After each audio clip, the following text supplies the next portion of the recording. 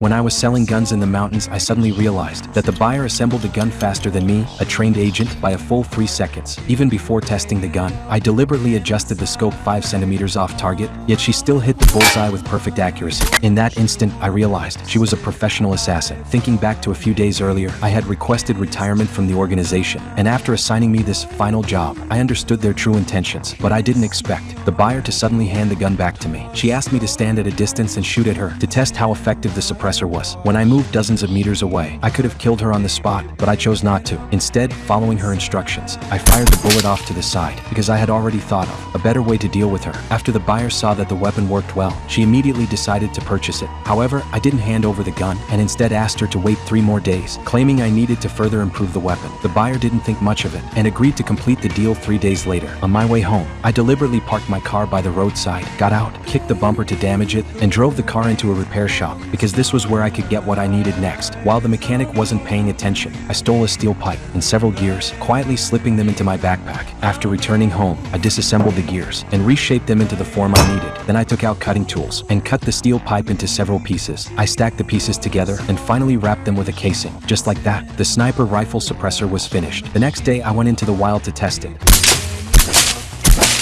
Next, I needed to build a suitable gun body, so I went to the local black market and bought gun parts from a dealer. I assembled the gun body, and with my practiced hands, the assembled gun looked just like a standard firearm. But there was still one crucial step before delivery. Next, I ground down the bullet tip, then drilled a small hole into it. Finally, wearing rubber gloves, I carefully injected mercury into the bullet. After being modified, even if the bullet didn't hit a vital spot, it would still poison the target to death. Soon, 3 days passed, and I arrived at the agreed location to deliver the gun. However, what I didn't expect was that the buyer asked to inspect the weapon in the restroom first. This kind of request made me extremely nervous. Luckily, the buyer noticed nothing unusual, paid the remaining balance, and left. I thought I had been overthinking things. Unbeknownst to me, on her way back, the buyer suddenly received a mysterious phone call.